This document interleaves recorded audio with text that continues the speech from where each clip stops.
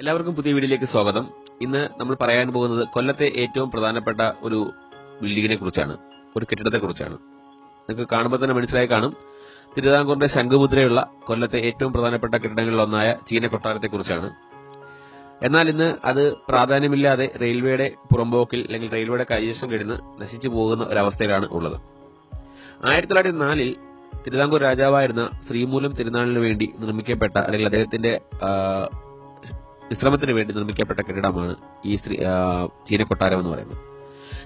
ചൈനയിലെ നിർമ്മിതിയുമായി ബന്ധപ്പെട്ട് അല്ലെങ്കിൽ അതിന് സമാനമായ നിർമ്മിതിയായതുകൊണ്ട് തന്നെയാണ് കൊല്ലത്തെ ആൾക്കാർ ഇതിനെ ചീനക്കൊട്ടാരം എന്ന് വിളിച്ചത്.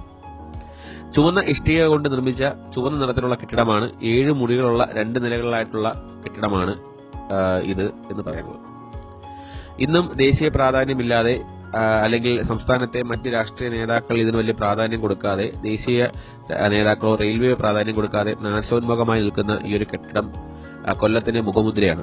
ഇത് സംരക്ഷിക്കപ്പെടേണ്ടതാണ് എന്നുള്ളതാണ് എല്ലാവരുടെയും അഭിപ്രായം. ഇത് ഭാവിയിൽ സംരക്ഷിക്കപ്പെടുമെന്ന് കരുതുന്നു.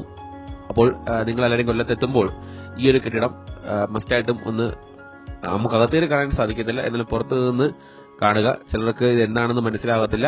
പക്ഷേ ഇത് ചീനക്കൊട്ടാരമാണ്, അത് പ്രാധാന്യമുള്ള കൊട്ടാരമാണ്. ആദ്യകാലങ്ങളിൽ മദ്രാസിൽ നിന്ന് കൊല്ലം വരെ മാത്രമേ റെയിൽ ഉണ്ടായിരുന്നുള്ളൂ.